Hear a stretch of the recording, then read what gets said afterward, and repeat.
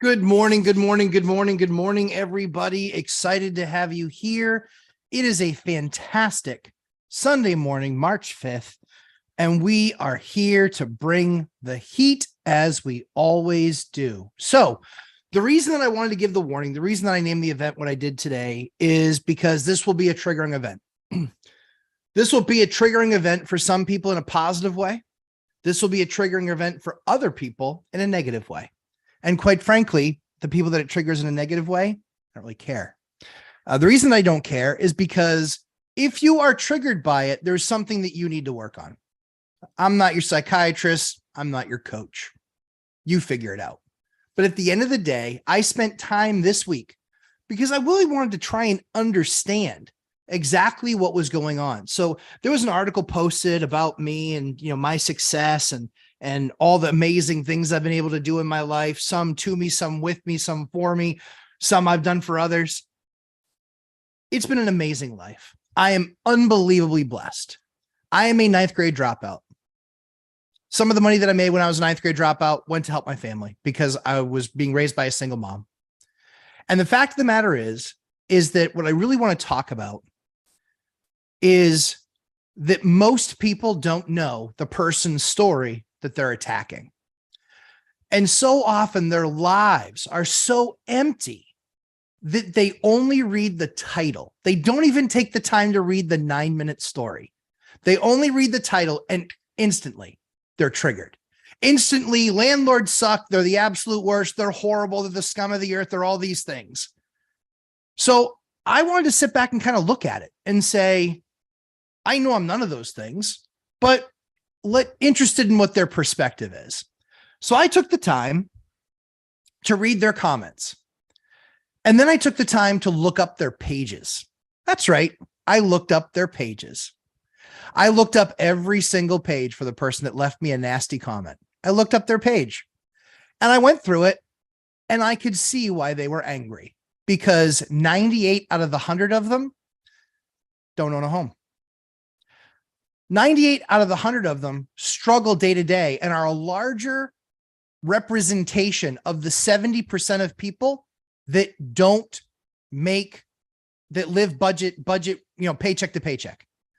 So at the end of the day, what I want to tell the people that take the time to educate themselves, that take the time to learn, that invest what little free time they have, and it's not even free. It's prioritized time. You guys take the time every week to be on multiple live streams, buying courses, bettering yourself. And these people don't.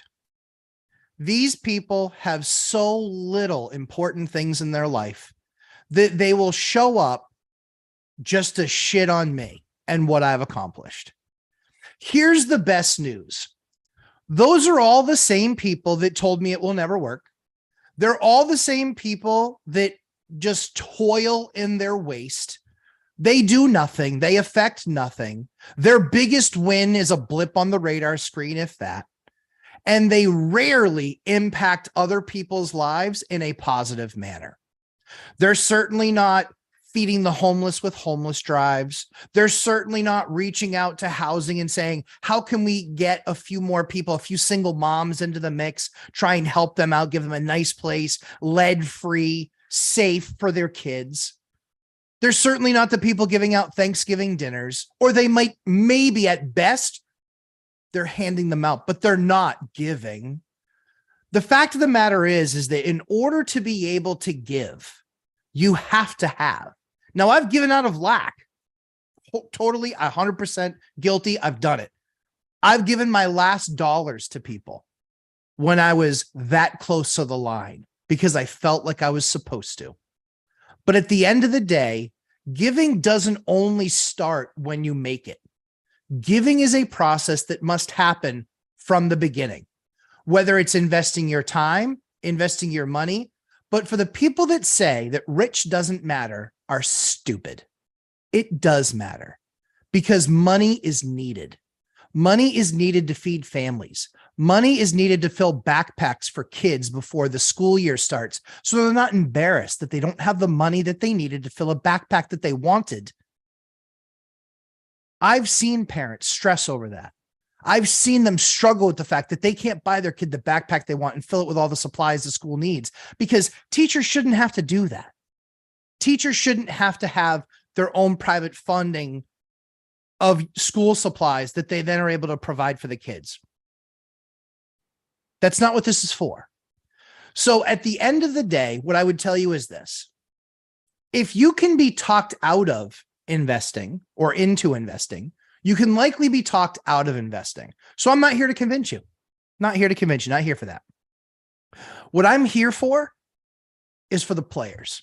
I'm here for the other folks that want to join in the game, that are preparing themselves, doing the work, understanding their market, investing in themselves. Those are the people that I'm here for. So what I did was, all of my responses were responses meant to trigger people. That was the sole purpose of my response to them. It was to trigger them, because I wanted to see exactly how many homeowners were in the bunch. 2 out of 100. 2 out of 100. If that doesn't tell you the whole story that you need to know, I don't know what does. I'm not here for 7th place participation trophies. I'm not here because someone made a good effort. My best Gary V. Listen, let broken be broken. They're the same ones that tell you not to start, the same ones that tell you, oh, I wouldn't want to be a landlord. Yeah, I get it. You don't have to be. It's cool. Don't be a landlord. Pick something else. But I'm telling you, the path that I had laid out and what I have done and what I have accomplished, there was no doubt. Yes, there were scary times. Yes, there were times it was tough to make ends meet. Yes, there were times, certainly sacrifices had to be made, of course. But at the end of the day, it's an investment. It's an investment in your future. It's an investment in your path. It's an investment in what you will accomplish the rest of your life. I didn't want to be 65 in some job, grinding it out, working for someone else, and waiting for retirement. It just wasn't what I wanted to do. I wanted to make an impact. I wanted to make a difference. And sure, along the way, I knew if I can build this business, I know I can build wealth. I know I can help families. I have employees with wives, kids, husbands. I care about them. I care about my contractors. I care about all these guys. How much did that how much did that person renting, how much money did they put in the economy last year? You know what I did? I put almost $1 million in last year. Almost $1 million. That's a lot of jobs. That's a lot of food. That's a lot of house payments. That's a lot of car payments. That's a lot. At the end of the day, it's our job as landlords. If you can be talked into it, you can be talked out of it. So you need to check yourself. And are you willing to not listen to the noise? Are you willing to rise above it? Rise above it from the perspective of, it doesn't impact what I do. Talk to people that are where you want to be. Listen to people that are where you want to be, and you will largely be successful. That's why all of the sayings out there exist. Hey, show me who your top 4 friends are, and I'll show you where you're at in life. That's absolutely true. My friends change. I have some friends from 30, 40 years, from 35 years ago when I was just a kid, 10 years old. I have people that are friends of mine from 35 years ago. It's a short list, but the ones that are on that list are the ones that are my friends, not because I'm successful and not in spite of my success either. So what I would challenge you to do is ignore the noise. If you are following the path and you are investing in yourself and you are trying to get better on the daily, that's all that matters. But I would tell you, giving is not something that needs to start happening when you make it. Giving is something that you do in the process as you're making it. That's one of the major mistakes that investors make, is not understanding that we are part of an ecosystem. And while there are wise decisions and unwise decisions, while there are good business decisions and bad business decisions, we all know that prompting that we get on the inside when there's something that we should help with. And regardless of what the outcome might be, we listen to the prompting. So what I would tell you guys is take courage. You're doing the right thing. You're investing in yourselves. And at the end of the day, I don't listen to the noise. I didn't listen to it when I was poor, and I don't listen to it now when I'm rich, because it just is noise and it doesn't matter. The issues that they have, where they actually have to take the time to go out to an article, only read the title and post, just shows that they don't have nearly enough productive things going on in their lives. From me and from my perspective, they're like, well, I'm in your head. Not in my head at all. If you want space up there, that costs money too. But here's what I'd tell you, and I'll close with this. What I will tell you is that their opinion doesn't matter. The opinion that matters are the people that are closest to you and the ones that you want to get where they are. Because often their life decisions have put them where they are. So when you consider this, that is where you should be thinking. That is where you should be investing your time. I get paid sitting there watching my amazing Boston Bruins on TV. I get paid to watch that because I'm a landlord. And I've built a great business that supports many families. And I get to respond to that for free. But for me, it was a little sociology study. I think that's the subject that it is. I don't know. I didn't go to high school. But I did my own little study, and that's what I found. And I got to say, 98 out of 100 being renters really kind of shocked me, because what's really amazing is when you landlord right, your tenants actually love you. My tenants love me. They love me. They are waitresses around town. They are guys that work at, the Home Depot Pro Service counter. My tenants are everywhere. I have 400 tenants in towns that are right next to each other that total only about 50,000 people. I run into my tenants all the time.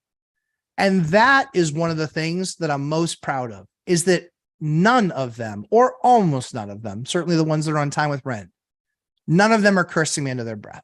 Now, I don't live for that, but I do want to have honor. I want to respect that they are tenants and that they're paying for a service, and that I'm the one delivering that service. So I would encourage you, keep things in perspective. Don't worry about the people in the parking lot and what they have to say. They're not going to the game. They're not going to the game, and they're sure as hell never going to play it. So I don't sit there and try and convince them that I write, because they don't care. They're just there to get out their anger. So get out your anger. That's fine. And then I'm going to make you melt, snowflake. So hopefully that encourages you guys just a little bit to make sure that you're focused on the right things. We get into this game because we want to affect change.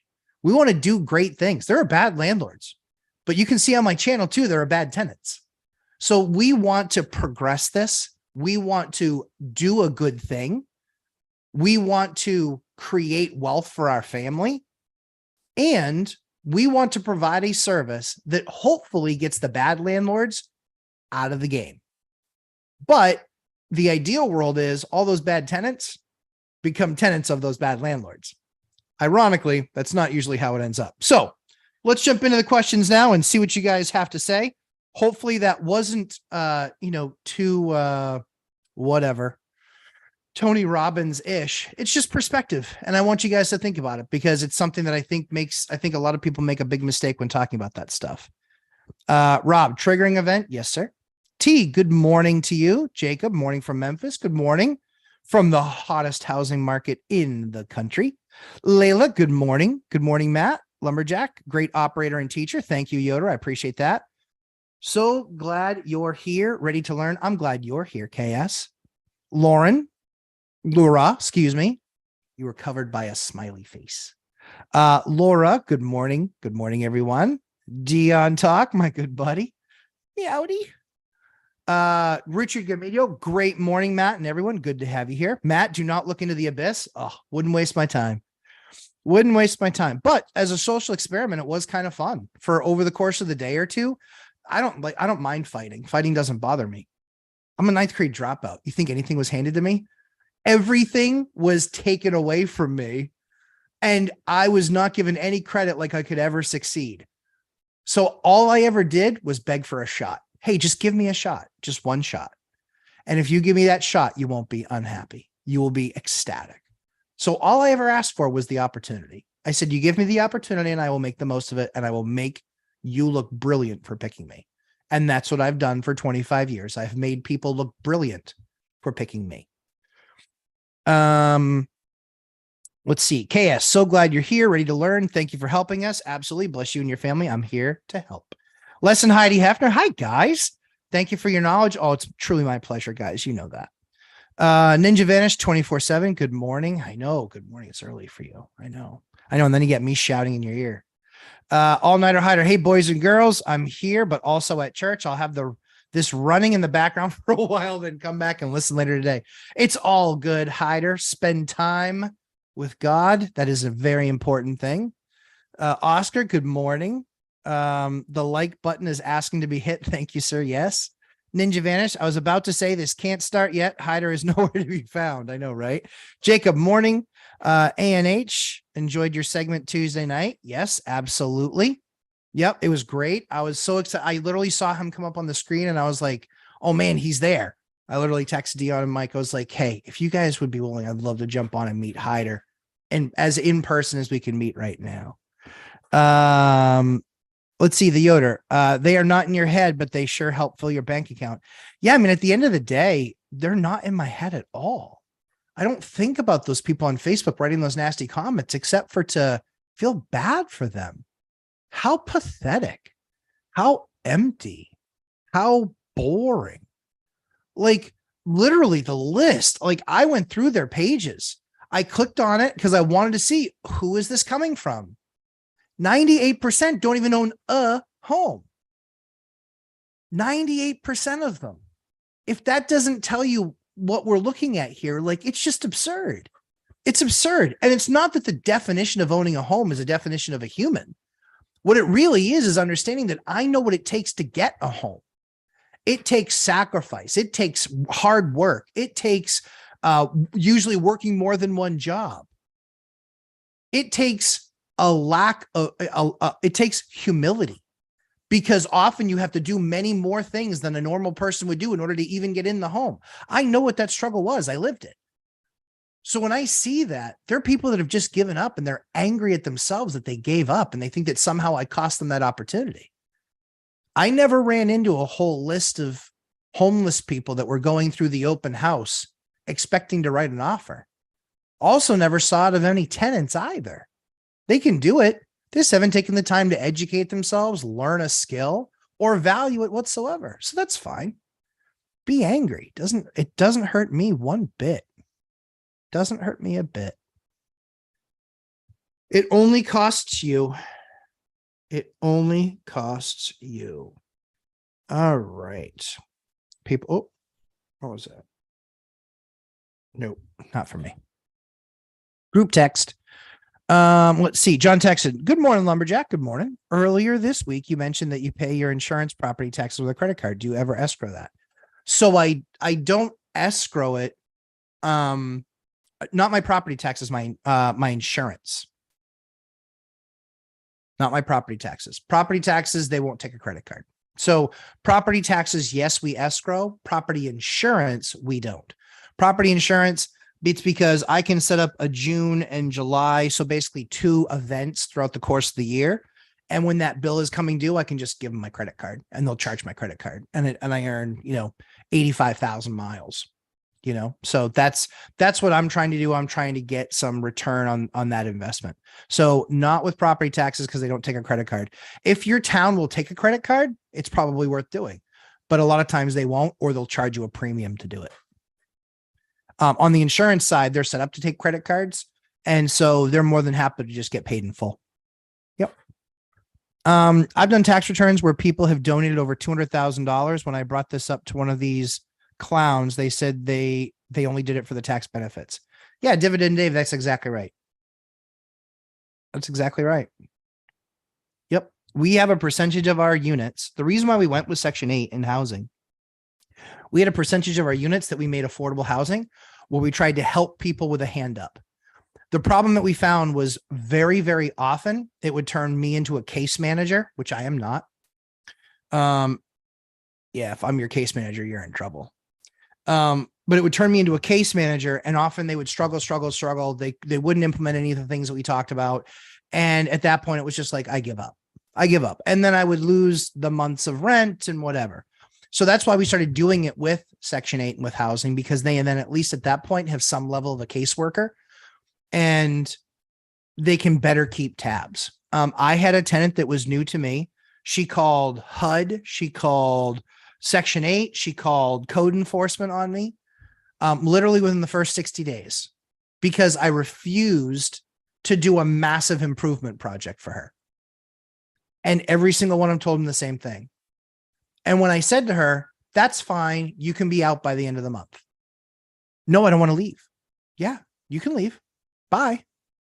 You don't need to stay. My place is horrible. Leave. Bye. Well, we don't want to go. Okay. I'm not making those improvements for you. Those are ridiculous. This is on a unit that I already spent $115,000 on. Nope. Not happening. Wandering Duck, what's up? Good to see you. Ned talks. 1 to 2% of my tenants hate my guts. Yeah, I think I'm probably about that. So we have 137. Yeah, I'd say probably a couple of them hate me. Yep. It's that whole making sure they pay rent on time thing. It's what I call eviction mold. I post papers within 24 hours. They're telling me they have mold. Never said anything about mold before. Never sent me a text. The last text I had from them was 8 months ago. Never anything. Ever. But all of a sudden I post papers because they didn't pay. Oh, I got mold. You're the problem. Yep. Good luck with that strategy in court. I think Hyder knows how well that's going to go. Ned talks. Everyone else is great. Yep. Hurricane hits and the power is out. I'm showing up with charcoal and a grill and ice. Yep. I drove in from 3 hours away because it's the right thing to do. And I appreciate them. It's exactly right. We treat our people great. We treat our tenants great. We do everything we can for folks. Absolutely 100%. Ned talks. I wonder if Matt's IQ and grit correlates with beard size. It is not a Samson situation. It's not a Sam, because I am both of those things, even when my beard's a whole lot shorter. But it does help hide in the woods if need be. Although I don't know who. Yeah, like Samson. There you go. Well done, Hyder. I know the good book well. Ninja Vanish. Morning, Dave. Wandering Doc. Hyder is omnipresent on real estate streams. I know it's true. It's true. We'll let him take omnipresent. I'm still working on omniscient. That's all knowing. Jamie Schmitz. Love your channel. Appreciate you, Jamie. Landlord Odyssey. Hey guys, I'm on a plane departing now. Hope Wi-Fi works. I'll catch up. Dude, enjoy your trip. Safe travels. We will have a live stream boot camp this afternoon at 1:30. That existing link should work. If for some reason it doesn't, I will email a new link to the entire group. It's crazy to think a guy like Matt, who is just trying to help people and make a living, actually gets haters on social media. It's crazy. It's crazy. I would encourage you guys, look at my stuff that was posted. They are relentless. And the funny thing is like, I don't even care. Like, I am so in their kitchen making breakfast for free. It's not even funny for me. I just feel that they're pathetic and sad. You know, they haven't won enough 7th place trophies in their life. Well, they've not won enough 1st place trophies in their life. They've gotten plenty of 7ths. Jeff M. Yo, what's up, Jeff? Good to have you. Phil Nealon, thanks for the Sunday show. Thanks for the super chat, Phil. We'll see you in the live stream later in the amazing boot camp of, oh shit, I'm a landlord now. What the course? People making bank with the lessons learned in that. I'm always happy to help you guys better run the business. Tamika L. Good morning, LJ. Hey, good morning, Tamika. Good to have you here. Always good to have you here. Request for improvements was code for free rent. Yeah, it was. And that just isn't going to happen because again, this is I spent $115,000 on this 4-bed, 1.5 bath house, with a brand new heating system, all new electrical, brand new kitchen, granite countertops. I went to the nines. This is a beautiful place. So she doesn't like it. Pound sand. See ya. Brian Beck, good morning. Thanks for the 199 super chat. Appreciate you, Brian. Alyssa, good morning. Good morning. Good to have you here. Oscar, hey, Matt, you make Z, Dion, M, Mike, the ORAC community, and everyone listening on these channels are my new friends. Thank you guys for what you put out. Oscar, you are very welcome. This show is truly for you guys. I enjoy this because I can't win as often as I need the dopamine hit. I can't win that often. So when I hear that you guys are getting another deal, when I hear that you guys have brought your business to the next level because you contacted housing and had the conversation, or that you contacted a lender and had an extremely good conversation with how you're going to take your business forward, man, that makes me feel good when you guys are taking the playbook and what we talk about and what I talk about. It makes me feel great that you guys are changing your futures and changing your stars. Yes, I know it's hard. Yes, I know it's not easy. Yes, everybody around you will be like, oh, you want to be a landlord? That sucks. Oh, you're just taking away opportunity from other people. No, I'm not. I had to do the work. I had to create the down payment. I had to have the credit that was worthy of getting the loan. I had to run the numbers. I had to find the tenant. I had to fix the XYZ that happened when XYZ did XYZ. Or ABC, as it were. So I don't take opportunity from anybody. When it hits free market, awesome. When it doesn't, it's often a story where somebody says, my house is a C5, right? C5, for those of you who don't know, stands for a condition 5. When you have a condition 5 house, it will not go FHA, and it usually won't even go conventional. The reason why it won't is because a C5 stands for condition 5. It basically means it's, in the appraiser's eyes, it's unlivable, or will take a significant amount of repairs to make it a market average unit. I've had that happen multiple times. And you know what I was able to do? Write a check. I wrote a check because I didn't want the deal to fall apart, because I believed in the deal. And then I would make those repairs and then refi out. That family went down the road with FHA 3 times, and all 3 times the deal blew up because they had no money to bring to the table. So call it what you will. I am a necessary market participant. Look it up.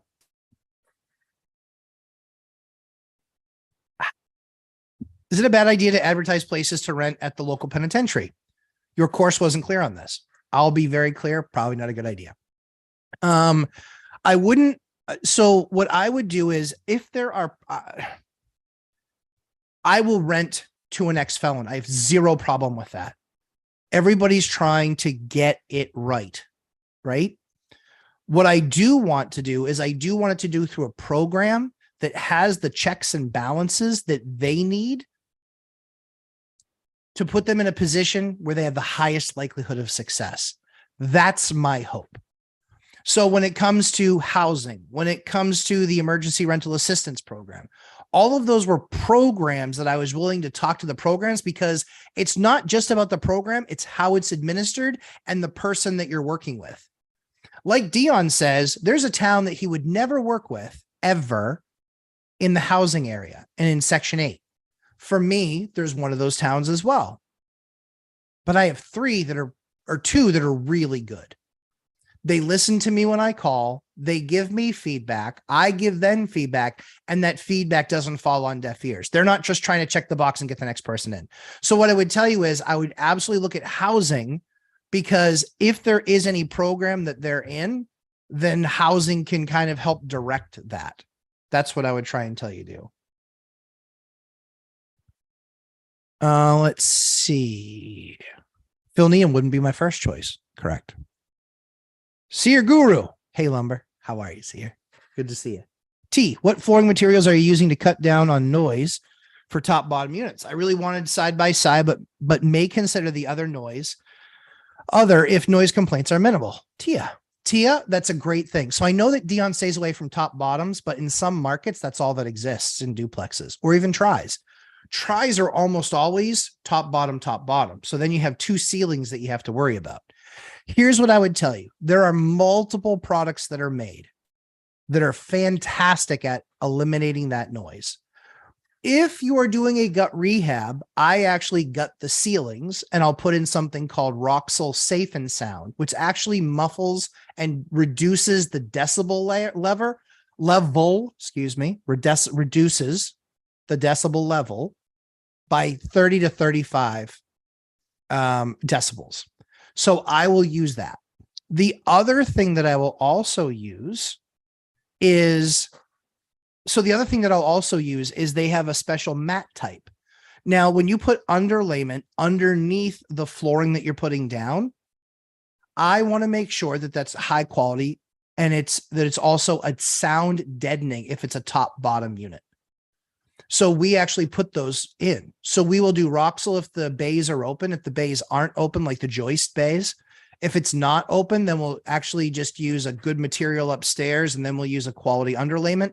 The quality underlayment we buy right from Lumber Liquidators or LL. I haven't found it cheaper anywhere else and I can buy a whole stack. So that's a lot of times that's the product that I'll use and it's about $1 a square foot. If you buy it in bulk, I think you can get it to 90 cents. If you do what I say in my course, which is open up a trust or open up an LLC, then you can actually get signed up as a vendor and you can get 10 to 20% off all stuff. There's a little tip. I show you how to do it in the course. There's the idea. Let's see. Phil Nealon, LOL. Just have to be careful. Yeah, that's true. I agree with that. I think that's back on the other piece. Church is starting. My buddy is preaching. I'll comment after he's done. All good, my man. See your guru all-nighter. That's right. I love HUD. Yeah, HUD stays longer, has its benefits guarantee. So Sear, that's true. That's true. The only challenge is that I don't like it as an entire portfolio. I like it as a hedge. The reason why is because right now in my area, HUD is $1,300 on a 1-bedroom and market is $1,650. $350 a month times 12 is $4,200. That tenant, depending on what they are for HUD, they might be a all-in tenant. What I mean by that is they might have their entire benefit paid for. If they have their entire benefit paid for, then they likely are on disability, SSI of some sort, and they don't leave home. And then the heat bill is going to be significantly higher. So I like to make sure that we don't include utilities for that reason, because I don't want to pay for them to sit at home and crank up the heat. We have one tenant that we had a previous tenant where the heating bill was about $110 to $140 a month. And when she moved in, it was $350 a month. She was home all the time. She was older. Now, I'm certainly not going to penalize her, but I have to recognize that if I can't make the numbers work, if I'm getting $350 a month less for rent and I'm paying an extra $250 for heat, that's a $600 a month. That's $7,200 a year. We want to help people, but we also have to recognize that we have a financial responsibility to the bank, because they're going to own the mortgage and they're going to do a review of your books eventually. And certainly when you're growing, they need to know those numbers. And I've seen some HUD generally, they do stay longer. But by the numbers, they are also 80% of my phone calls and only 15% of my tenants. That's a fact. Cregan McGinn, good to have you. McMinn, good to have you here. Thank you for taking the time to ask a question. Do you ever give your tenants gifts as thank you for being good tenants? So I have 137 tenants. Here's one of the things that I do for my good tenants. I will ask them what they feel is fair for the rent to go up, and we'll work on it together. And I'm not worried about the $25 or the $50. So it will be a massive savings for them. But 98% of my tenants are good tenants. Giving them gifts or treats or whatever, it would put me out of business. They want to make sure that things are taken care of in a timely manner. They want to make sure that if they have an issue that they can get somebody on the other end of the phone to make sure that issue is fixed. So they are good tenants and I'm a great landlord, or they are great tenants and I'm a great landlord. And so then it becomes a conversation about rent when it comes for renewals, as opposed to this is the number. And if you don't like it, see ya. Them having that level of stability in their lives, I know they appreciate. I know they appreciate being part of the process. And that's why, Dion's binder strategy works so well. I do it through my phone. I just text it. But that process works fantastic. A moving gift. No, we don't. We've done some things, like if something wasn't finished right, or if they had a complaint about something, we've done something like that because we are held to a standard. But this is, it's basically fee for service. So yeah. So we treat them with respect. They treat us with respect. We make sure we take care of them.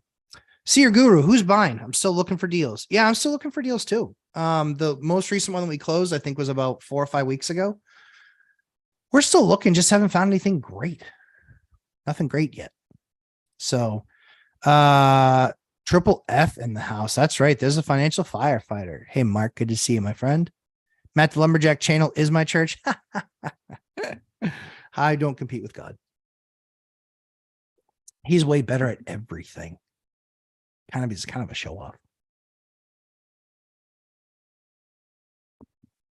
Millennial Mike, it's my favorite parasite.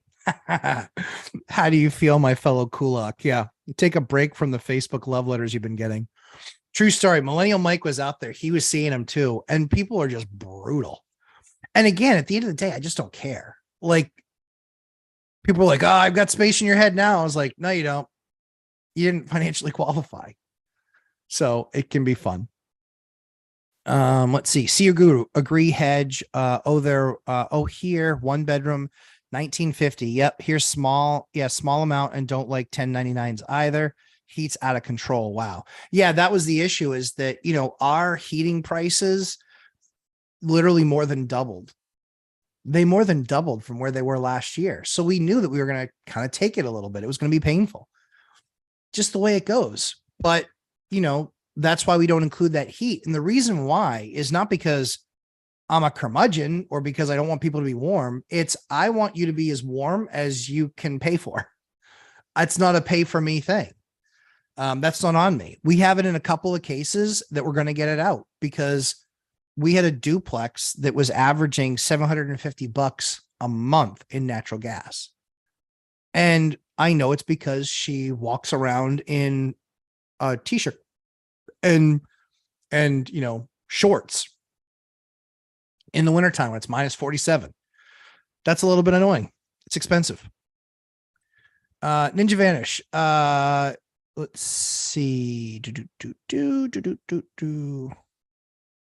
Oh, my bad, Tamika. I missed your question. All right, let me get you again. Agreed, when the program recipients have the added support like case management or budgeting assistance, absolutely, they tend to fare better. That's exactly right. That's not something that I can open up and manage and do. I can't do it. So what I have to do and what I have to make sure of is, that's why we started working with programs, because they had the case management and the people management to be able to keep up on that side to help them, help people get better. Let's see. Ninja Vanish.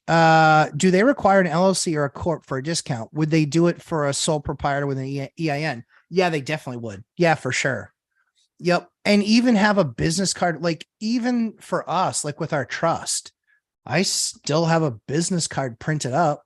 And a lot of times they'll do it off of that, because what they're really looking for is to make sure that you're not just some homeowner that's repairing your house. But that's kind of the key. That's kind of the key. I'm working on something super exciting for you guys, for all of the people in Lumberjack Landlord Land, that we'll see if it works. We'll see if it works. We're going to open it up to people in the course first, but we'll see if it works. Cregan, I appreciate the answer and insight. Thank you. You're very welcome. Ask anything, truly. The only thing I won't answer is my net worth or my monthly income or annual income. I want to answer income questions. Let's leave it at that. Tamika L, when purchasing older multifamilies, have you added a second secondary water tank to ensure enough water and adequate flow. No, you can add a pressure tank. Yep, you can add a pressure tank, which will actually pressurize it. So you don't so much need a second tank as you do need a pressure tank. But yeah, that's what I would look at. Phil Nealon, I gift my tenants the shoveling of their roof. Yep. And the plowing of the lot, as do I. And I get baked goods in addition to rents as thanks. Yeah, see, I don't get baked goods. I don't really need to eat them, but I would like them. So if you're any of my tenants and you're watching, I do actually like baked goods, but I take care of all the plowing. And to give you an idea, my plowing bill this year is probably going to be between $30,000 and $35,000. Yeah. REI Stoners. That's pretty nice. Dividend Dave. Yes. See your guru. Wow. That's no good. Yep. I agree with those key points. Thank you. No gifts. No. Yeah, I agree. Yep. See your guru. Mistake when I don't raise rent 4 to 5 years, go up 35 to 45 annual. Yeah, that's exactly right. Yeah. And that's true. The biggest mistake that you can make as a landlord is not gradually, right? It's like muscle memory. It's not gradually increasing the rents. Because I saw it. I bought a bunch of buildings this year because of it. I saved a bunch of bad landlords, and I saved those tenants from those bad landlords. Literally, I bought a house for $515,000, and the rents were about $1,000 a unit. And the place is an absolute dump. It's a swill. It's disgusting. One tenant out, we redo that unit. That unit's not renting for $1,000. It's now available to the market for $1,600. I posted it on Instagram. It's quite a pretty unit. It's nice. But again, the reason that the old landlord, but I made those improvements before I raised the rent. I want people to see that I'm making an investment in the place. I'm making an investment in the building. I did the roof, which netted me not one additional dollar, except it made it pretty. I redid some of the siding, made it prettier. I'm redoing the farmer's porch on the front. It will make it prettier. All of these things will do to make it a much nicer building.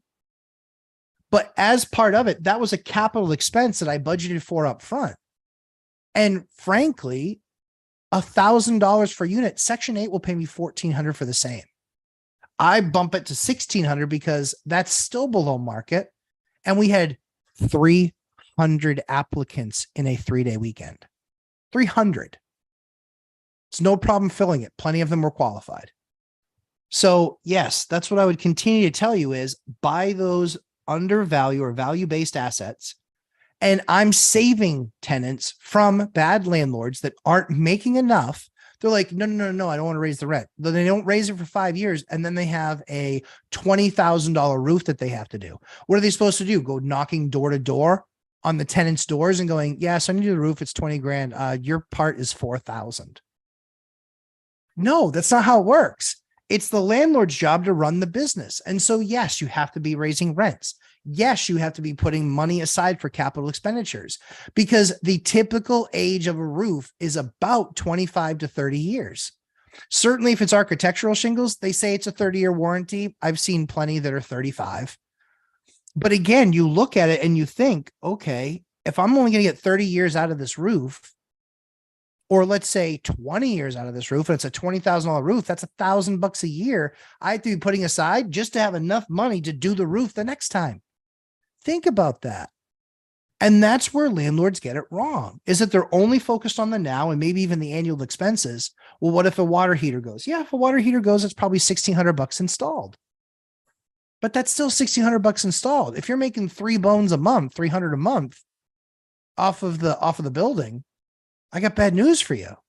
You just wiped out about 8 months worth of profit, or excuse me, 6 months worth of profit. And that's why I like the small multifamily stuff. Single family is possible, but the margins are still, even at a 15% margin, it's still tight. It's still tight, especially if you didn't rehab it first. Because a lot of our stuff, we will actually rehab first. Rob, hey, Matt, can you send Dion a couple of deal listings from your area so he can review it in our weekly member meeting? Would be interesting. Yeah, sure. Yeah, if he wants to do that. If he wants to, I'll even participate. It will blow your guys' mind how much I pay in taxes because we don't have an income tax and we don't have a state tax. So it's all property based. A duplex here can be $12,000 in property taxes. See your guru. Today, everyone's home. Yep. Work from home. Nice. School for home. Yep. It's an issue. Wear and tear. Yeah. Wow. All utilities paid. Grr. No. Exactly. And that's the thing is that's what changed the most is it shifted all those bills from businesses in office buildings to homes. And if you were paying for those things, yeah, I saw stuff double, but I couldn't change it mid-lease. Couldn't. So we had to change it at time of renewal.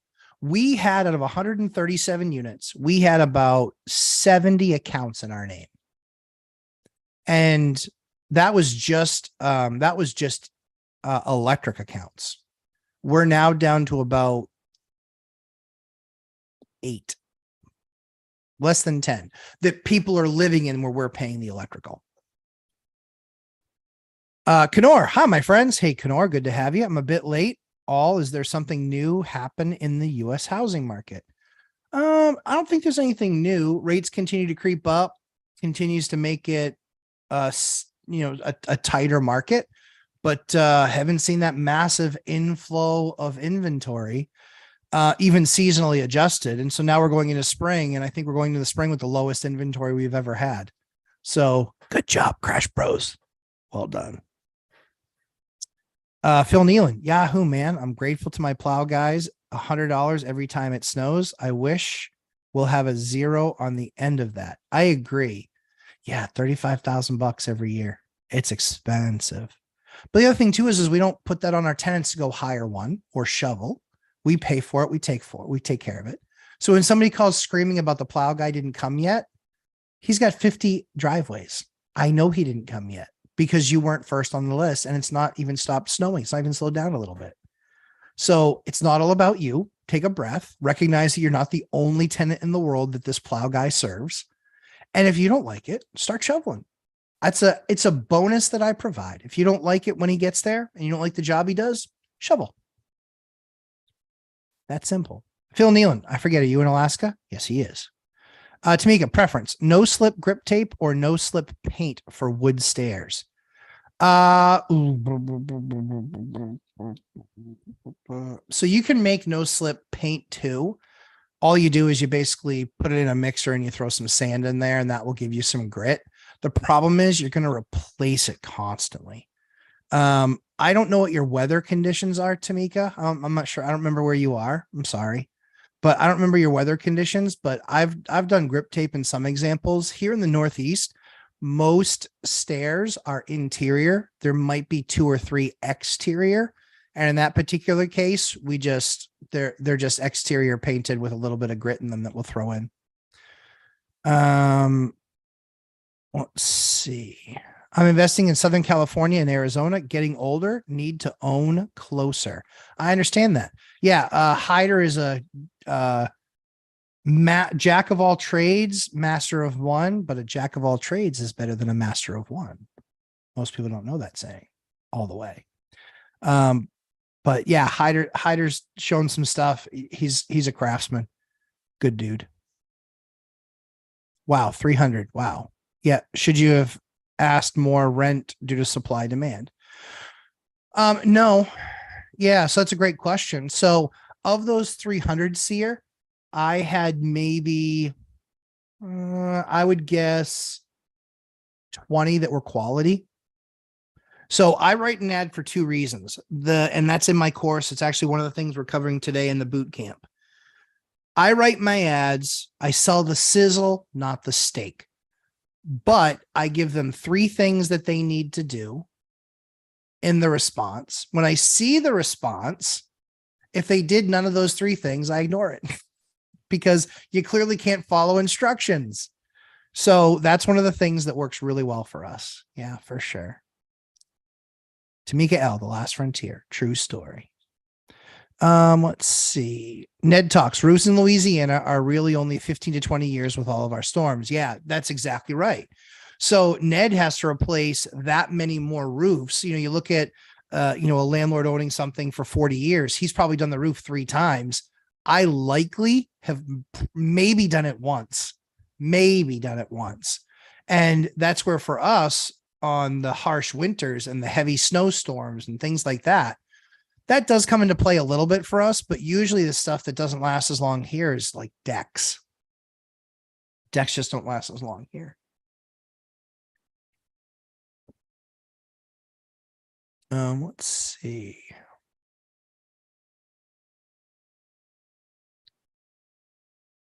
Financial firefighter. One of my firefighter recruit classmates has a triplex in Anchorage. Cool. He's also building a cabin on some on some land, I would guess, that was left to him by his grandfather. Very cool. See a guru, multifamily or good deal commercial centers. I still like small multifamily. I think big multifamily, I think big commercial centers. I really still believe that there's going to be defaults there.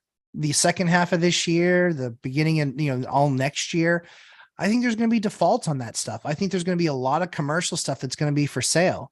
I know one of the massive employers, it's where we are. They have about 3,000 employees here. They moved their campus. The good news is they only moved it about 15 minutes away, but they were consolidating campuses because they didn't need all the space that they had up here because they have that many people working from home. So it's one of the things that people have to more strongly consider and make sure that they're not putting electric and heat in their names as a landlord. You got to have tenants doing that. You got to make sure that they're paying for exactly how hot they want it. Jacob, being from the South, sorry guys, 1 second.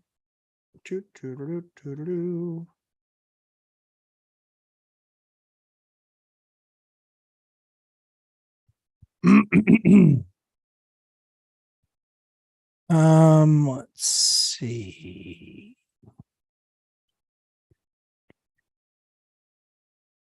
There it is. Jacob, being from the South, I had no idea you had to pay someone to plow the snow. Yep. I figured it was a city or county service. Nope. So they plow the roads and the state does the highways.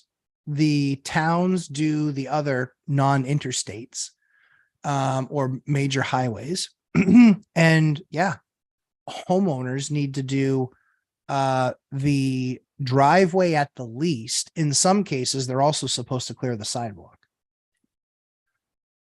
No joke. Yep. So it's a major expense. True it is.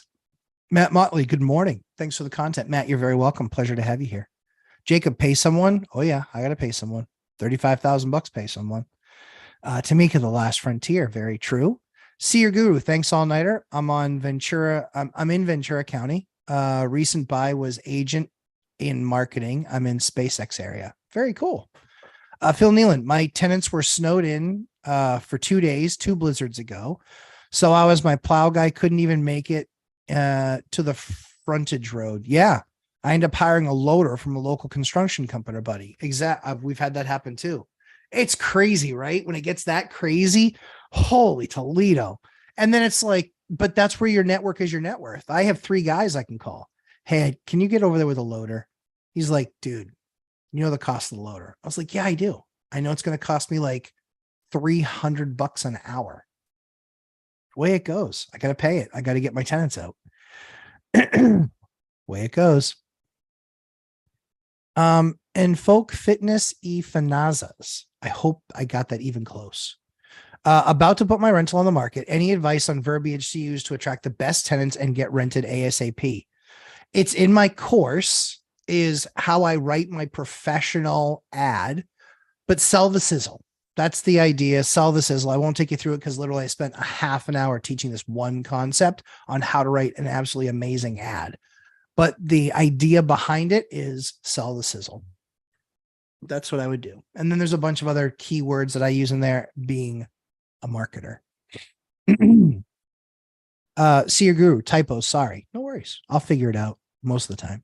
Phil Nealon, directly after I delivered groceries, TP, yep, as well as ciggies and beer to a couple of my retired folks. It's a good tenant, my man. It's a good tenant. A good landlord, excuse me. That's nice for your tenants. Seer Guru, I avoid 2 stories now because upstairs tubs and kids. Seer, I wouldn't do that. I mean, I think you're cutting yourself out of a total market. There are ways to make sure that that tub doesn't leak. There just are. There's absolutely ways to make sure it doesn't leak. There are. There just are. And so I know because I've got 137 units and only 4 times has a tub upstairs leaked. And I've got over 100 tubs. So I know there's ways to make it not leak, and I wouldn't cut myself out of a market or out of an asset because of the tub. So I would tell you, I get it. Make sure that you're doing your homework. Make sure that it's prepped properly. Make sure that you budget maybe $2,000 or $3,000 to make sure that it's done properly where it wouldn't link into downstairs. But outside of that, I wouldn't worry about it.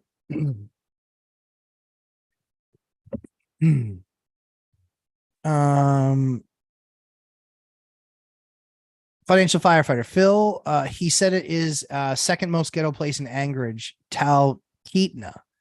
Not too bad there. Okay. Needs more rentals though. Very cool. Seer Guru, Sizzle, good approach. Thank you. Yeah, it seemingly worked pretty well. One of the things I think was really cool was, and you'll see this on an upcoming short on my commercial, or on sorry, on my channel. You will see somebody that wrote their own ad, posted it, got 1,000 people that clicked on it in a week, and got maybe 1 qualified renter. Took the course. We rewrote the ad. That's something we will workshop if we need to.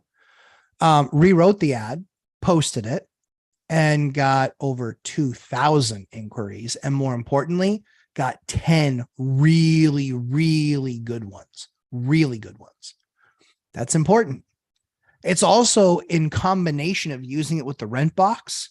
So you know exactly what you need to do pricing wise, what the other market is. Like, guys, there's a reason I'm as successful at this as I am. And it's because I've done the work to make sure to create a system and a process that gives me the data that I need to make an appropriate decision before I go to market. My stuff rents super fast. It rents for near top market, if not over top market. And then we have some units that we work with on housing. You know, housing says, well, we'd love some brand new units. Yeah, I get it. You can't afford them. It's $400 more than what you pay a month. You can have it, but it's $400 more than what you pay a month. So you can, if you want to pay $400 more, you can have it. Well, no, we need to stay within the standard. Okay, then that's the unit that you get. You're that far behind market. It's the way it goes. Sorry. So yeah. Airborne 2, San Francisco Bay, Alameda City still has eviction moratorium. Yeah, you couldn't pay me to invest in California. I get, like, Mike is super successful and there's a bunch of other guys that are really successful in California. I just wouldn't deal with any of that tomfoolery. 3 years, some people have not gotten paid rent. 3 years. Those units will probably sell. They might have to sell. You know, I'm not looking at some bad government decision to, you know, take me out of business. It's always possible, but I like to stay in areas that are far more aligned. If a landlord isn't getting paid rent, he can't pay his extremely expensive property taxes in our state. And that naturally kind of puts the state at least somewhat aligned with us because they need to get paid so they can keep on spending. Nick Ragland Johnson, good to have you here. I just filled lower unit of a house hack and have included utilities and rent. They are on a 3-month lease and I want to add clause at renewal for electric, tenant responsible for anything over $450 a month. Advise.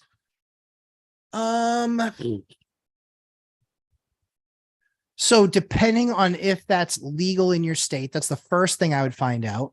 Part of my course is making sure that you at least have one attorney on retainer. So you can ask, you know, you can always, and just tell them, hey, I'm only going to use you in 15-minute increments, but I need to know that I can send you an email and get an answer. So I would just make sure that that's legal. You can certainly do that. But yeah, if you're counting on like $450 a month, man, that's a massive nut. That's big. That's big. So I might consider I mean, short term is different though, or midterm, like a 3-month rental. That's something that I'm trying out with the market and seeing how the market responds to that. I think it does make sense. I think you also have to go to the next level too and make sure, do you have low flow toilets in there that don't use a ton of water? Do you have energy efficient things that don't use a ton of water? Do you have LED lights instead of can lights? Have you made the energy upgrades where you might spend $1,000 or $2,000, but if you're paying any part of electric, you should absolutely have done those energy upgrades. Same thing with insulation. If you're paying for heat and it's a building that's poorly insulated, you're going to spend a fortune keeping that place heated. And you're far better off to just bite the bullet, spend the $3,000 to $5,000, $7,000 improving the insulation situation and dropping the bill $200 a month, in the summers and $300 or $400 in the winters. I've seen that much of a difference before, for sure. Seer Guru, is real estate leveling up or down? I think inflation will keep it up. I still see markets that will go down.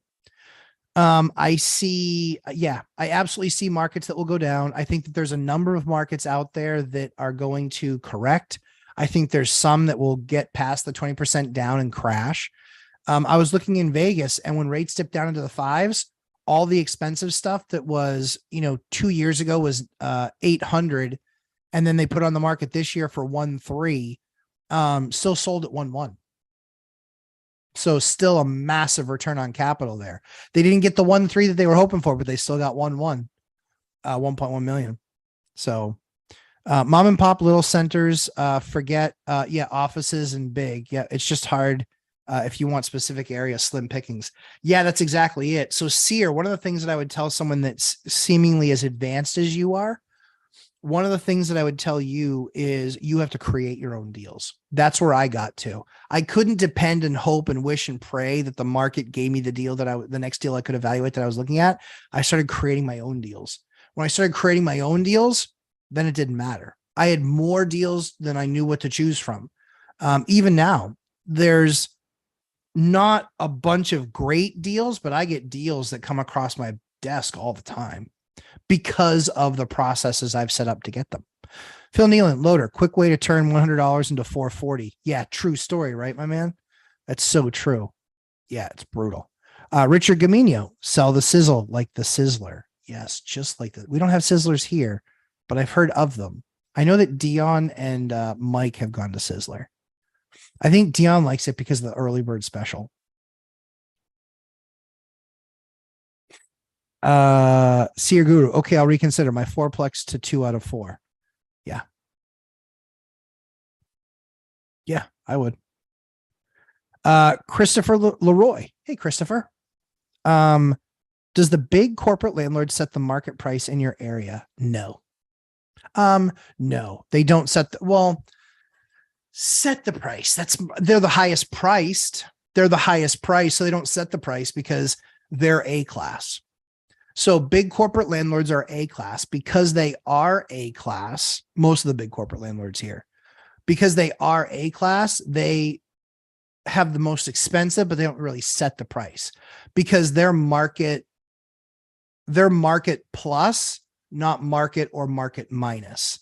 So when I say I get above market, that means, for a 2-bedroom, typically a typical unit, because I run my rent box, like I teach you guys how to do on my channel, but more exhaustive in the course. But when you run your rent box, that 2-bedroom is $1,650, right around there.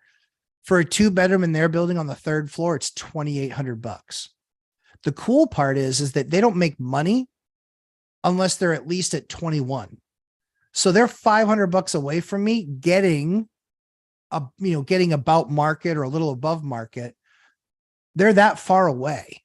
It's an A-class property, but I've gotten a lot of tenants that have lived there and they're like, yeah, I love it, but it's $1,000 or $1,200 more than getting a 2-bedroom from you. And it's about the same square footage, about the same size. It's always in a neighborhood. So it's not like right downtown. So you're constantly paying for parking and parking tickets and not parking in a garage and having to shovel and blah, blah, blah, blah, blah. So yeah, so they don't set the market per se. They are the high of the market. But they don't set the market for 90% of rentals. They're setting it more for the 10%. Let's see. Zoots and Boots. Hi, Zoots and Boots. Appreciate you coming to the channel, hanging out, and asking a question. If financially viable, the ethical, responsible aspect of ratio maximum, not charging, I think that's charging, exorbitant prices for rent in a higher percentage of occupants' income, like 60% cap, to somewhat not be reversing fortune. Absolutely. Create propositions the sellers are happy to have created for them.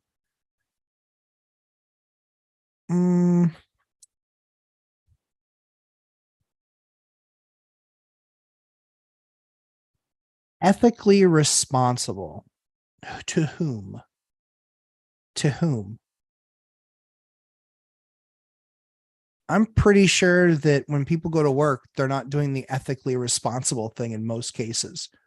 It's them, therefore, and no more.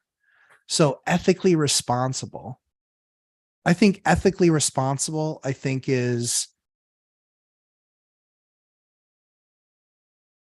most landlords do the right thing. They do it ethically. I think many tenants don't understand, because they've never owned a business, that just because someone says they need something fixed, if it's a cabinet, as an example, I don't think that's ethically irresponsible. Give me more data, because if you can give me more information, Zeus, I'm happy to try and answer the question.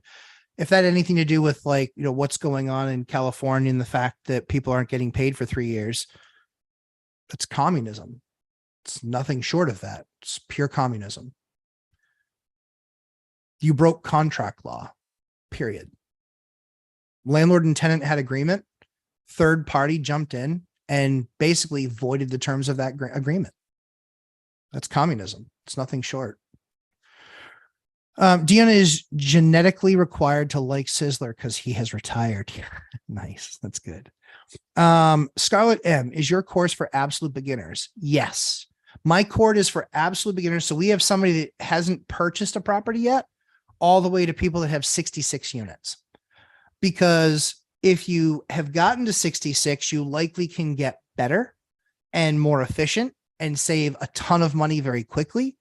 If you haven't started yet, you can get into it having all the systems and processes in place that will ensure that your growth is as painless as possible. More importantly, you learn probably 5 or 10 things that could disqualify you or take you out of the game, if you will, if you didn't know all these things.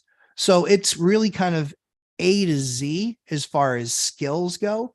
I've gotten the same feedback from the people that haven't bought and that haven't purchased a home, or bought a house. I've gotten the same feedback from them that I've gotten from the people at 66. So the goal of the course was to treat the entire spectrum, because I think that there's questions across the spectrum that matter. So yeah, so yes, absolutely. There's plenty of things in there for the beginners. There's probably, of the 11 modules and 30 lessons, or 29 lessons, there's probably 50 things you haven't thought of, right? And if you can have thought about those 50 things and understand, oh, I didn't even know that was a thing, it will save you probably tenfold. That's the way that I see it. Even guys that are advanced, Phil, he's done a number of deals.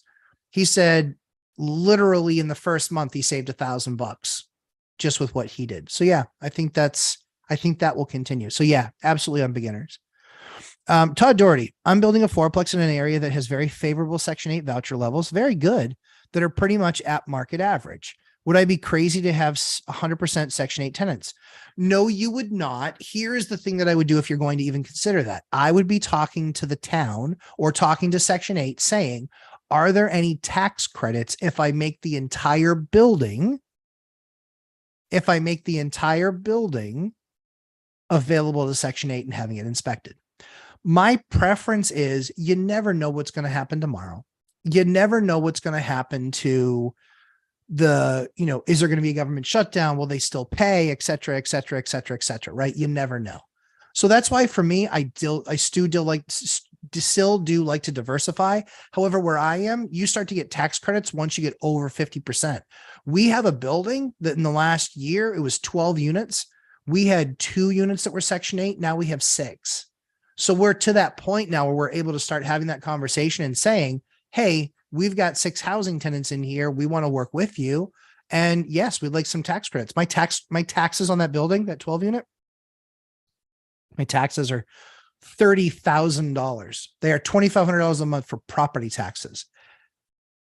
And it doesn't even include trash pickup.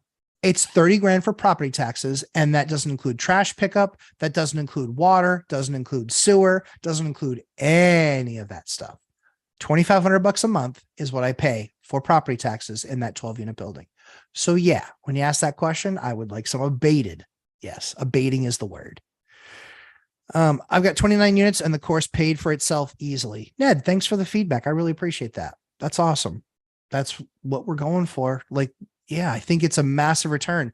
I wanted to price it at a point where people would pay attention, do the work, follow the coursework, attend the boot camps, be interactive, support others.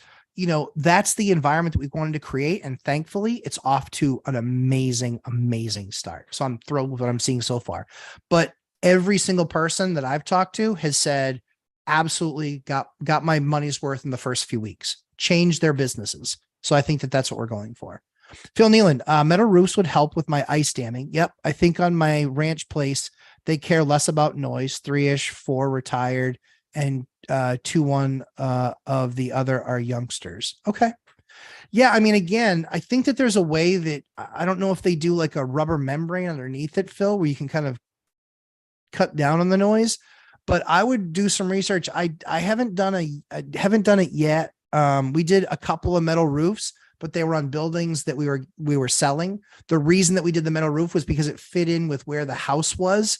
And it was a better solution for it was a better solution than rubber. Because there were trees around that we didn't want to take down because they really added to the property, and rubber, will grow stuff on it, or certainly shingles will. The metal won't, and the metal you can then just power wash off and it doesn't damage it. Guru, I think prices will be strong due to inflation. I think that certainly is a part of it for sure. Inflation obviously coming down in some cases, core up, but the everything, but overall inflation down.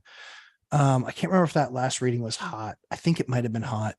So inflation will certainly help for sure. But now you're looking at, if inflation is 6 and inflation's a 6, if rates are 6 and inflation's a 6, well, then there you go. But when inflation was 6 and mortgages were 3, you're picking up 3 there. So that was a pretty nice deal. Phil Nealon at Scarlet M. Matt's course made me $1,000 exactly a month after 3 weeks. During my next turnovers and buying my next ones, super worth it. Thanks, Phil. I appreciate that. I think so. I think it's a lot of value. I mean, that's what we tried to do. See your guru. I think after 2 decades of doing this, the crowd's harder and more entitled. Yeah, it is for sure. I mean, I've been doing this for 22 years. There's definitely some real asshats out there for sure. But usually you can weed them out at the beginning of the process. And the best thing is most of those asshats, they've either got 800 plus credit scores or high 500s, low 600 credit scores. That's what I've found. And we don't discriminate based on that. But when we have a pool of tenants to choose from, what criteria do we use? We use the criteria that fits our business. It's the way it goes. Just because somebody has an 805 doesn't mean they win the unit and it's theirs. That's not how it goes. Not how it goes at all. So anyway, we look at all the criteria and then select from that. We're still in the position now where we show it. We have a bunch of people that reach out and then we qualify, based on them responding to the ad properly, filling out the information we requested. Based on that, we then set up showings. If they meet the criteria, when they meet that criteria, then that's it. Then we say, okay, we're going to be make sure you fill out your application. You can't be considered if you don't fill out your app. And we will be renting and we will be making a decision, like if that's a Saturday, we'll make a decision by Friday night at 5 p.m. We'll do it just like people that were buying houses where they had more people than they knew what to do with. What was really funny is we selected a tenant. And we let everybody else know, hey, I'm sorry, we did select one that we felt like it was the perfect situation. 3 days before they were supposed to move in, they disqualified. Got in a fight with their ex. Their ex wouldn't let them leave the town they were in, one town over, and put the kids in a new school district. So they were going to fight it out. She didn't disclose that was going to be a thing. She didn't disclose that she had to do that. She didn't make any sort of those disclosures. She just lie of omission. Well, we'd stayed in contact with the other person, and I called them right with the other. There were 3 people, but number 2 in line. They were a housing voucher, and called her, and she started crying on the phone. And we were excited. We were thrilled and elated to get her as a tenant. And she's already moved in. This happened just in the last 6 weeks. She's already moved in. She's been a fantastic tenant. She's had a couple of issues. We've addressed them quickly, and she's thrilled to be living in her new home, and we're thrilled to have her. So I think that, what I would tell you is, there are definitely more entitled people for sure. But there are a number of really great tenants still out there, and some of them are in programs. And Section 8 doesn't always mean low income. Sometimes it can be fixed income, but it can be both or either. Could be either. But that's for what that's worth. I'm worried about people, Seer Guru. I'm worried about people supporting socialism. Capitalism will always be healthy for those willing to show up. Agreed. Yeah, I think, they support socialism, not understanding what exactly it is. Go live in a socialist country. Let me know how you love that. I'm going to try and have somebody on that I know that lives in a socialist country, what I believe to be a socialist country. And you wouldn't believe what they get paid. And so a lot of people now, they've branched out, they've started their own company, and they make way more because socialism capped what they were able to make. So yeah, I agree. Ned talks. I've got 29 units and the course paid for itself easily. Thank you, Ned. I'm glad. I'm really happy to hear that. That's what I like. Phil Nealand. And actually, I wouldn't have gotten either of my quads if it weren't for Matt's reverse offer strategy. Look it up on YouTube. Thank you, Phil. I appreciate that. Yeah, the reverse offer strategy, man, that's alive and well, my man. That's alive and well. That reverse offer strategy got me my last deal because she went MLS. That last deal went MLS, and I still got the deal with the reverse offer strategy. It was killer. I see that in my younger tenants, Seer. Yep. But let my awesome tenants suggest and bring others in. Yep. No recourse wants to live. Yeah. No racehorse. Yeah. No racehorse wants to live with a donkey. It's true. Dion, every time you hit the like button, an angel gets its wings. Thanks, Dion. It's true. I've seen it happen. Being in a university town, we have larger turnover for students, and it flows with semester breaks. Same here. Same here, Keith. Same here. Oh man, that reminds me. Yeah, I totally forgot to send Millennial Mike. That's my apologies. I didn't send him the video on the college stuff. Totally agree. Keith, what college town are you in? Seer Guru. Yes, low end or overqualified. Attitude is everything. It really is. It really is. It's a lot. If people show up and they're engaging and they're kind, and I tell them, I have conversations with them to see if it triggers. I do. It's the way it goes. I'm just like, listen, if your doorknob breaks on your cabinet handle, I can't send somebody over to rush over to fix that. Like, he's already working on something. So long as you understand that our goal is to always fix everything, but things have different priority. Leaking XYZ, he's going to drop whatever he's doing to come over and do and fix. Broken cabinet handle, not dropping anything. It's on the list, and we'll get to it when we have a couple of things that we need to take care of. Phil Nealon, P.S. Just installed one of your pancake lights in the tiny laundry room closet yesterday. Put those 2 bulb lights to shame. Yeah. Yep. Gal is so pumped for the price of a 4-inch light bringer. Yeah. No joke, right? I mean, you can swap those things out and they're like $6, $8. And if you do the work yourself, or even if you bring an electrician in, it's going to cost you $75, but it makes a tenant ecstatic and it completely changes. And they're just like, oh man, this is awesome. Like they were constantly talking about how there was low light in the laundry room. And you're like, yeah, sure. Like we'll get that squeezed in somewhere along the way here. Florence, Alabama, University of North Alabama just moved up from AA to 1A. Ooh, okay. Alabama University of North Alabama. Nice. So my market is UNH, University of New Hampshire. But I can tell you, like down in Boston, they have areas of town. There's a town called Somerville, which is close to a ton of colleges. Tufts is a big one. But there's a ton of colleges down there. There's Harvard and Boston College and BU and Tufts, and what was the other one? There's one, Northeastern. There's a ton of colleges down there. And so college tuition is crazy, but room and board is just as bad. It can be $20,000 for 7 months. So you're better off, renting a, 4-bedroom townhouse or 3-bedroom townhouse for $4,500 a month. So their prices down there are crazy. There was a town that just outlawed converting multifamily to condos because so many developers had done it for so many years. And guess what happened? They outlawed that. The pricing of all the stuff existing there jumps because you couldn't get new stuff. And the town next door, stuff started flying off the shelves and going for way over asking price because they're like, well, we can't do it in this town, but we can do it in this town. Happens all the time. Jeremy Kirkwood. Hi, Matt. Interested if you would advise flipping. Not burr, but flipping at this time. What does your market look like? Recently went to a seminar and felt like it was 2 years too late. I think that's the right feeling, Jeremy. Everybody's market's different, but in my market, the margins are way too tight. They're just way too tight. I don't like flipping. I've done it. I've done it a bunch of times, dozens. I just don't like it. I create all this value. I make this house great, but a lot of times, you can have a $6,000, $8,000 problem. Happens all the time. You gut to studs, you do insulation, you do a roof. We had one where, we weren't going to do a driveway. Then we found that the driveway was just in awful shape as we kind of went through it. We had to add doing a driveway on there for 12 grand, 12 G's. We had a furnace, a boiler. We had a boiler stolen out of one of those houses.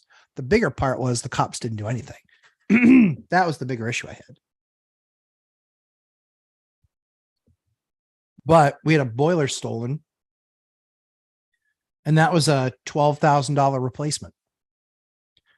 So those are things I couldn't guarantee. Stoners, have a great day. Good luck on your drive. Driving for dollars. But those are the things that we had to make up for. Now, when it was all said and done, I still made some money on the property.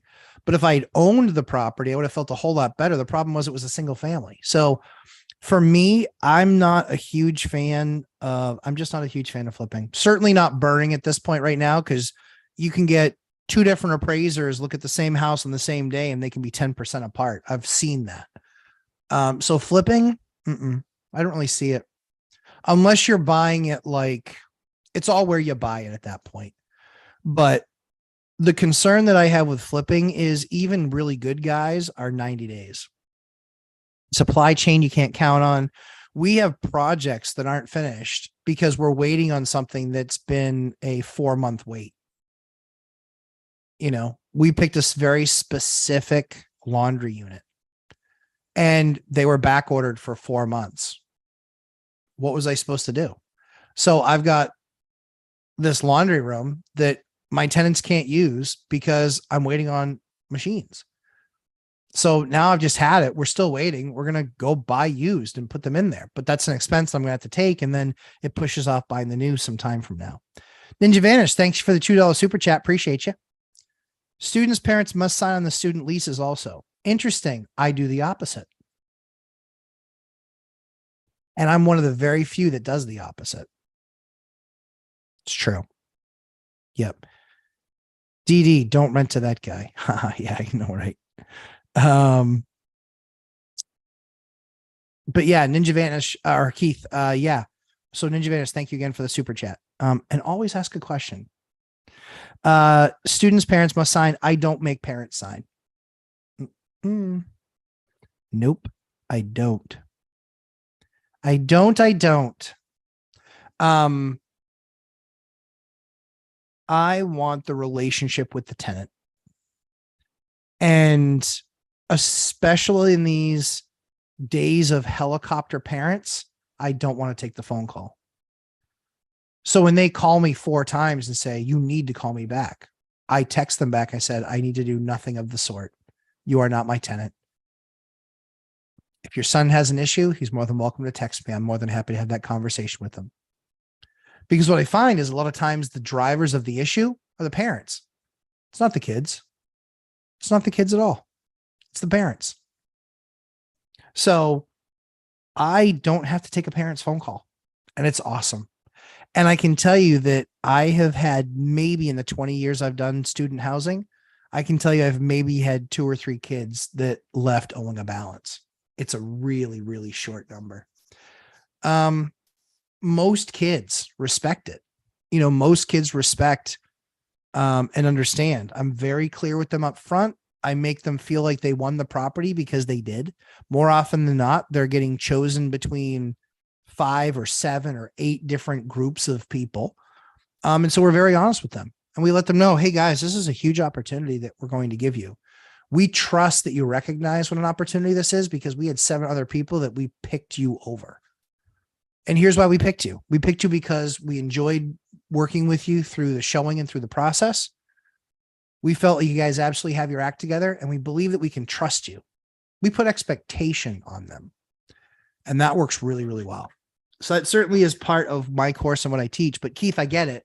A lot of people that rent out to college kids want to get the parents on there because they want that, they want to make sure that they get paid. I've just not ever, like I said, not ever had a major issue with a student not paying. And when I said 3 owed balances, it was like a few $100. And I was like, yeah, I could go after him, but whatever.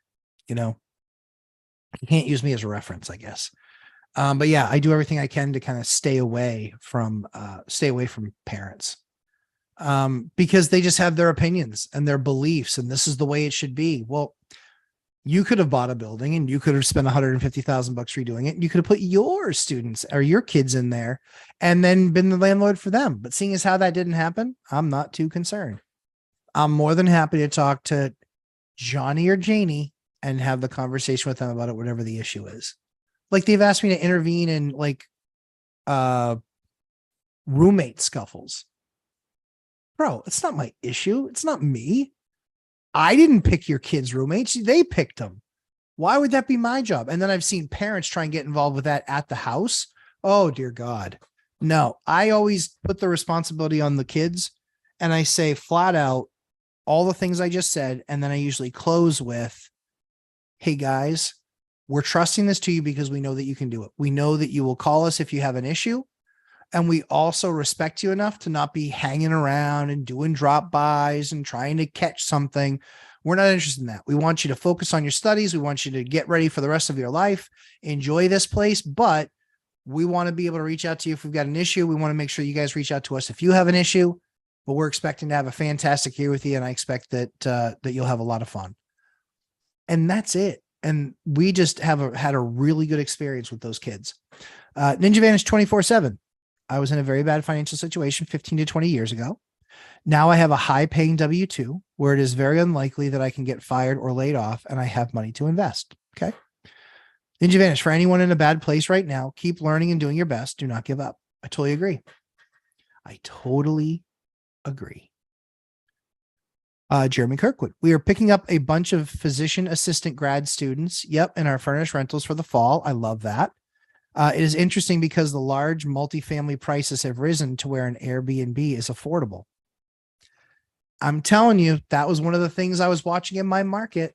And single families, when they went to like 400 and duplexes were only 500, I was like, everybody's missing it.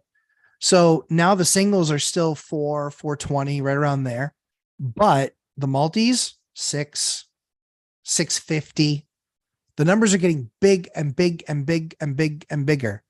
And so 4 units, there have been 4 that have sold in the last 2 years here. I bought 2 of them. One of them I wouldn't have touched with a 10-foot pole because of the street that it was on. And then the other one that sold was completely dated, and it just sold for about $800,000. And somebody's house hacking it. That 4 unit just 3 years ago was a $400,000 3 unit.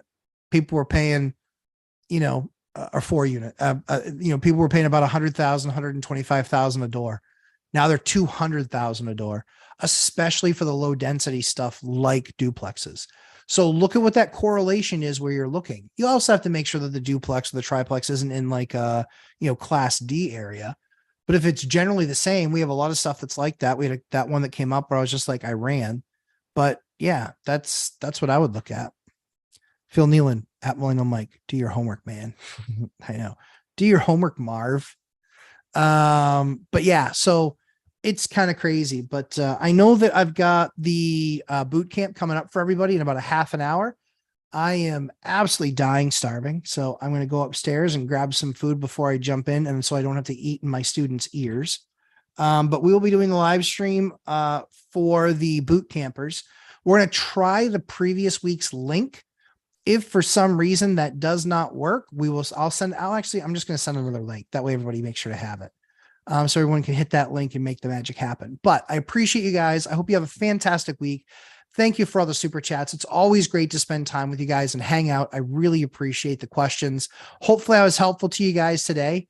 And we're going to go and have an absolutely awesome boot camp and hang out and talk about some really super cool stuff. So have a fantastic week and don't be discouraged. Listen to the people that matter. Don't listen to the people in the parking lot. They have nothing to add.